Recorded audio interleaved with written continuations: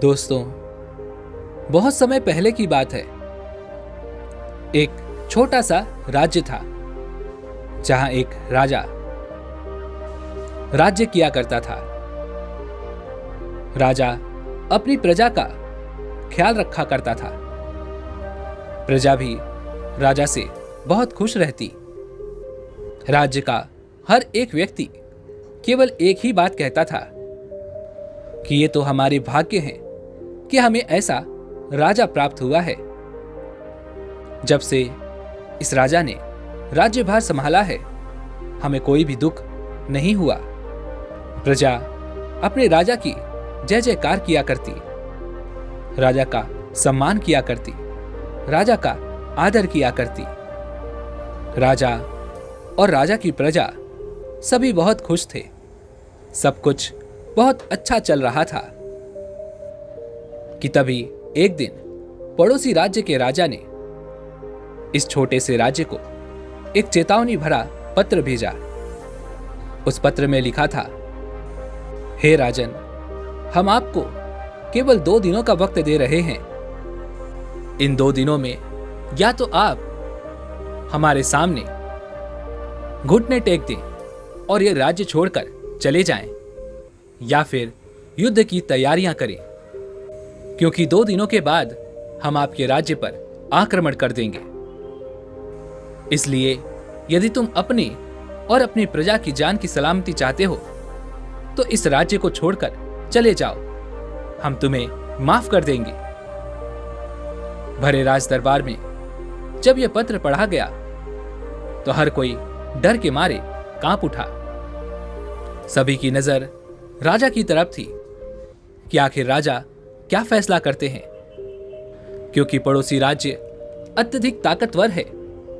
पड़ोसी राज्य की सेना इस छोटे से राज्य के मुकाबले 4 गुना अधिक है, जिस कारण वो पल भर में ही इस छोटे से राज्य को तहस नहस कर सकते हैं और राज्य हथिया सकते हैं, जिस कारण हर किसी की नजर केवल राजा पर टिकी थी। इधर दूसरी तरफ राज्य का सेनापति भी बहुत घबरा गया था। वह राजा से कहता है, हे राजन, गुस्ताखी माफ हो, लेकिन मैं आपको यही कहूंगा कि हमें इस राज्य को छोड़ देना चाहिए और कहीं दूर चले जाना चाहिए। उनके पास हमसे कहीं ज्यादा अधिक सैन्य बल है, जिस कारण हमारी हार निश्चित है। और पड़ोसी राज्य का राजा बहुत क्रूर है, बहुत दुष्ट है। वो हमें पल भर में हरा देंगे और हम उनका मुकाबला नहीं कर सकते। हमें हार मान लेनी चाहिए और अपने इस राज्य को छोड़कर हमें कहीं दूर चले जाना चाहिए। और यदि मान लीजिए कि हम उनसे युद्ध करने के लिए तैयार भी हो जाते हैं तो वे लोग बहुत क्रूर हैं, बहुत दुष्ट हैं। उनके अंदर इंसानियत नहीं है, वे लोग हैवान हैं। वे लोग हमें पल भर में हरा देंगे और उसके बाद हमारी प्रजा के साथ वह जो दुर्व्यवहार करेंगे वह हमसे देखा नहीं जाएगा। वह सब कुछ तहस नहस कर देंगे, सब कुछ बर्बाद हो जाएगा। इसलिए हे राजन, मेरी आपसे विनती है कि अपनी प्रजा की सलामती के लिए हमें इस राज्य को छोड़कर कहीं दूर चले जाना चाहिए। सेनापति की यह बात सुनकर राज दरबार में हर कोई सेनापति का साथ देने लगा था और दूसरी तरफ प्रजा यह बात सुनकर और भी ज्यादा भयभीत हो चुकी थी। हर कोई केवल एक ही बात कह रहा था कि हमें इस युद्ध को नहीं लड़ना चाहिए, हमें हार मान लेनी चाहिए, हमें अपने राज्य को छोड़कर कहीं दूर चले जाना चाहिए। सभी लोग राजा पर दबाव बना रहे थे कि राजा अपना फैसला सुनाए।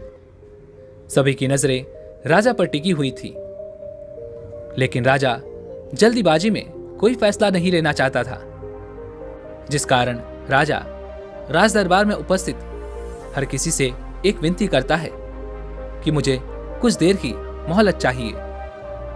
इतना कहकर वह राजा वहां से चला जाता है और कुछ देर बाद सोच विचार कर राजा एक बार फिर से राज्य दरबार में आता है। हर कोई राजा का फैसला सुनने के लिए तैयार था। हर कोई यह जानना चाहता था कि राजा अब क्या फैसला करते हैं। उन्हें अपना राज्य प्रिय है या प्रजा।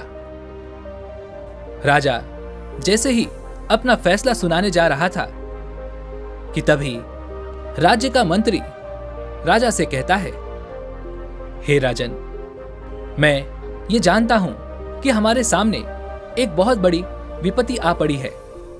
हमारे सामने एक बहुत बड़ी मुसीबत खड़ी है, लेकिन मैं आपसे एक दिन की मोहलत चाहता हूं। इस एक दिन में मैं इस समस्या का समाधान अवश्य निकाल लूंगा। कृपया मुझ पर विश्वास करें और मुझे एक दिन की मोहलत अवश्य दें। मंत्री की यह बात सुनकर वहां पर उपस्थित हर कोई मंत्री का विरोध करने लगा। हर कोई यह चाहता था कि राजा अभी यह फैसला करें कि हम इस राज्य को छोड़कर जा रहे हैं। लेकिन राजा ने मंत्री की बात सुनी और मंत्री को एक दिन का वक्त दे दिया और राज्य दरबार बर्खास्त कर दी गई। वहां पर हर कोई केवल एक ही बात सोच रहा था कि अगले दिन क्या होगा। हर कोई अगले दिन का इंतजार करने लगा। उस पूरी रात राजा को नींद नहीं आई। राजा के मन में केवल अपनी प्रजा को लेकर अत्यधिक चिंता थी। वह यह समझ नहीं पा रहा था कि वह क्या करे, अपनी प्रजा को सुरक्षित करे या फिर अपने राज्य को। राजा ने पूरी रात इधर उधर टहलने में बिता दी। अगले दिन सुबह सुबह फिर एक बार राज्य दरबार लगा। हर कोई वहां पर उपस्थित हुआ। वहां पर उपस्थित हर एक व्यक्ति मंत्री के आने का इंतजार कर रहा था। लेकिन धीरे धीरे सुबह से दोपहर का वक्त हो चुका था और मंत्री अब तक राज्य दरबार में नहीं आया था। इस वजह से राजा ने कुछ सैनिकों को मंत्री के घर भिजवाया, ये पता करने के लिए कि मंत्री कहां पर है। जब वह सैनिक मंत्री के घर पहुंचे तो उन्होंने देखा कि मंत्री का घर बंद है और घर में कोई नहीं। ये संदेश लेकर वे सैनिक वापस राज दरबार में लौटे और उन्होंने राजा को ये सारी बातें बता दी। अब हर किसी के मन में यह सवाल उठ रहा था कि वो मंत्री कहां चला गया जिसने एक दिन की मोहलत मांगी थी, जो इस समस्या का समाधान लाने वाला था। उधर दूसरी तरफ एक एक पल बीता जा रहा था। हर किसी के मन में भय बढ़ता जा रहा था। हर किसी के मन में अब यह सवाल था कि अब क्या होगा। तभी सेनापति राजा से कहता है, हे राजन, ऐसा लगता है कि मंत्री ने पहले ही यह भांप लिया था कि हम हार जाएंगे। इसलिए लगता है कि सबसे पहले मंत्री ही इस राज्य को छोड़कर भाग चुके हैं। इसलिए अब हमारी आखिरी उम्मीद आप ही हैं। आप ही हमें बताइए कि अब हमें क्या करना चाहिए। राजा कुछ देर सोच विचार करने के बाद अपना फैसला सुनाने के लिए तैयार हो जाता है। वह जैसे ही फैसला सुनाने जा रहा था कि तभी मंत्री राज्य दरबार में एक सन्यासी को लेकर पहुंच जाता है। यह सब देखकर राज्य दरबार में उपस्थित हर कोई बड़ा आश्चर्यचकित होता है। किसी को यह समझ नहीं आ रहा था कि आखिर यह सब क्या हो रहा है। यह मंत्री इस सन्यासी को लेकर यहां पर क्यों आए हैं और यह सन्यासी कौन है। तभी मंत्री थोड़ी दूर और आगे आकर राजा से कहता है, हे राजन, आपको जो भी फैसला करना है वो आप जरूर कीजिएगा, लेकिन उससे पहले एक बार मेरे गुरु की बात सुन लीजिए। राजा उन गुरुवर के पास पहुंचा, उन्हें प्रणाम किया और उन्हें सारी बात बता दी और फिर उन गुरुवर से कहता है, हे गुरुवर, अब आप ही हमारी आखिरी उम्मीद है। बताइए आप मुझसे क्या कहना चाहते हैं। किस तरह से हम इस समस्या से छुटकारा पा सकते हैं। तभी वह गुरुवर कहते हैं, मैंने सुना है तुम्हारा सेनापति बहुत घबराया हुआ है और वह तुम्हें और तुम्हारी प्रजा को इस राज्य को छोड़ने की सलाह दे रहा है। इसलिए मैं चाहता हूं कि तुम अपने सेनापति को उसके पद से बर्खास्त कर दो और उसकी जगह पर मुझे सेनापति नियुक्त कर दो। उसके बाद जो कुछ करना होगा मैं तुम्हें आगे बताऊंगा। राजा बड़ा आश्चर्यचकित हुआ कि यह गुरुवर क्या कह रहे हैं, लेकिन अब उसके पास और कोई दूसरा रास्ता नहीं था, जिस कारण राजा ने बहुत सोच विचार करने के बाद अपने सेनापति को उसके पद से बर्खास्त कर दिया और उन गुरुवर को नया सेनापति बना दिया गया। इसके बाद राजा फिर उन गुरुवर के पास पहुंचा और कहने लगा, हे गुरुवर, जैसा आपने कहा था मैंने वैसा कर दिया है। अब आप इस राज्य के नए सेनापति हैं। अब आप ही बताइए कि हम इस परिस्थिति का सामना कैसे करें। आप तो जानते हैं कि हमारी जो सेना है वो उनके मुकाबले 4 गुना छोटी है। ऐसे में हम उस दुष्ट राजा और उसके सैन्य बल के सामने कैसे टिक पाएंगे। राजा की यह बात सुनकर वह गुरुवर मुस्कुराने लगे और राजा से कहते हैं, हे राजन, तुम चिंता ना करो, सभी लोग इकट्ठा हो जाओ। राज्य की सेना, राज्य की प्रजा, सब लोग एकत्रित हो जाओ। राजा ने अपने राज्य की सभी सैनिकों और अपनी प्रजा को एक साथ होने का आदेश दिया, उन्हें एकत्रित होने का आदेश दिया। सभी लोग एक जगह इकट्ठा हो गए। उसके बाद वह गुरुवर राजा से कहते हैं, हे राजन, अपनी सेना को तैयार करो, हम इस युद्ध को अवश्य लड़ेंगे। इस पर वह राजा कहता है, परंतु हे गुरुवर, यह कैसे संभव है? हमारे पास बहुत कम सेना है और उनके पास हमसे 4 गुना अधिक। हम भला उनका मुकाबला कैसे कर पाएंगे? तभी वह गुरुवर राजा और वहां पर उपस्थित हर एक व्यक्ति से कहते हैं, आप लोग घबराइए नहीं। यहीं पास में मेरे गुरु का एक आश्रम है और मेरे गुरु के पास भविष्य देखने की अद्भुत क्षमता है। हम अपनी सेना को लेकर वहीं जाएंगे। उनके पास एक सोने का सिक्का है जिसे उछालकर वो ये बता सकते हैं कि हम जीतेंगे या हम हारेंगे। यदि वो कहते हैं कि हम हार जाएंगे तो हम अपनी सेना लेकर वापस लौट आएंगे, लेकिन उन्होंने यह कह दिया कि हम जीत जाएंगे तो हम उस युद्ध को अवश्य लड़ेंगे। राजा उन गुरुवर की बात मान लेता है और अपने सभी सैनिकों को लेकर उन महागुरु के आश्रम पहुंचता है। उस आश्रम पर पहुंचने के बाद वह गुरुवर अपने महागुरु से वह सारी बातें बता देते हैं और फिर उनसे इस युद्ध का परिणाम देखने की विनती करते हैं। वह महागुरु अपने शिष्य की बात मान लेते हैं और तुरंत ही वह सोने का सिक्का निकालते हैं और कहते हैं, यदि चित आया तो हम जीतेंगे और यदि पट आया तो हम हारेंगे। इतना कहकर उन गुरुवर ने वह सिक्का उछाल दिया और हैरानी की बात यह थी कि चित आया था, जिस कारण हर कोई अब इस उम्मीद में था कि अब चाहे कुछ भी हो जाए हम तो जीत कर ही रहेंगे। इतना कहकर वह गुरुवर और उनके साथ राजा और उनकी पूरी सेना युद्ध के लिए आगे बढ़ती है। युद्ध भूमि पर वह अपने से 4 गुना सेना देखकर एक बार के लिए बहुत घबरा जाते हैं, लेकिन तभी राजा और उनके सैनिकों को उन महागुरु की वह भविष्यवाणी याद आती है और वे लोग एक बार फिर से युद्ध लड़ने के लिए पूरी तरह से तैयार हो जाते हैं। युद्ध प्रारंभ होता है और दोनों ही राज्यों के बीच खूब घमासान युद्ध होता है। हर तरफ लाशें ही लाशें, हर तरफ खून ही खून बिखरा पड़ा होता है। यह युद्ध करीब 2 दिनों तक चलता है और उसके बाद वह छोटे राज्य का राजा और उसके सैनिक आखिरकार इस युद्ध को जीत जाते हैं। वह खुशी खुशी वापस अपने राज्य लौटते हैं और राजा इस बात से बहुत खुश था कि उन्होंने आखिरकार इस जंग को जीत लिया, और वह अपने नए सेनापति से भी बहुत खुश हो जाते हैं, क्योंकि जैसा उन्होंने कहा था बिल्कुल वैसा ही हुआ। राजा उन गुरुवर के पास जाता है और उनसे कहता है, हे गुरुवर, जैसा आपने कहा था हम इस युद्ध को जीत चुके हैं, लेकिन आप भला ये सब कैसे जानते थे?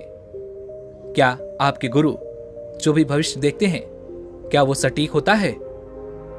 इस पर वह गुरुवर मुस्कुराने लगे और कहते हैं, इसका जवाब तो मेरे गुरु ही दे सकते हैं। इतना कहकर वह राजा और वह गुरुवर वापस महागुरु के आश्रम पहुंचते हैं। वहां पहुंचने के बाद जब राजा ने यही सवाल उन महागुरु से पूछा, तो इस पर वह महागुरु जोर से हंस पड़े और कहने लगे, हे राजन, क्या तुम सच में वास्तविकता जानना चाहते हो? इस पर वह राजा कहता है, हाँ गुरुदेव, मैं जानना चाहता हूं कि आप जो भविष्यवाणी करते हैं क्या वह सटीक होती है? इस पर उन महागुरु ने जो सिक्का हवा में उछाला था, वह सिक्का राजा के हाथों में रख दिया, और आश्चर्य की बात यह है कि वह सिक्का दोनों ही तरफ से चित्त था। यह देखकर राजा बड़ा आश्चर्यचकित हुआ। उसे यह समझ नहीं आ रहा था कि उसने उन गुरु की बात मानकर कोई बहादुरी दिखाई है या फिर कोई गलती कर दी। वह उन महागुरु से कहता है, यह सिक्का तो दोनों तरफ से ही चित्त है, फिर आपने हमसे झूठ क्यों कहा? इस पर वह महागुरु कहते हैं, हे राजन, यदि मैं तुमको यह बताता कि तुम इस युद्ध को हारने वाले हो, तो फिर चाहे कुछ भी हो जाए तुम इस युद्ध को हार ही जाते। ना तो तुम और ना ही तुम्हारी सेना इस युद्ध को लड़ने का मनोबल जुटा पाती। लेकिन जब मैंने तुमसे यह कहा कि तुम इस युद्ध को जीत जाओगे, तो तुम्हारी सेना और तुम्हारे अंदर वो आत्मविश्वास जग चुका था, जिस कारण तुमने इस युद्ध के परिणाम को बदल दिया और अपने हक में किया। और अब आखिरकार तुम इस युद्ध को जीत चुके हो, तो अब तुम्हें क्या चाहिए? तुम्हारे सामने जो परिस्थिति थी उससे तुम डर चुके थे, तुम उससे हार चुके थे, लेकिन मेरे इस एक झूठ ने तुम्हें वह मनोबल प्रदान किया, तुम्हारे अंदर वह आत्मविश्वास जगाया, जिससे तुमने इस कठिन परिस्थिति का सामना किया, इस कठिन युद्ध को जीतने में सफल रहे।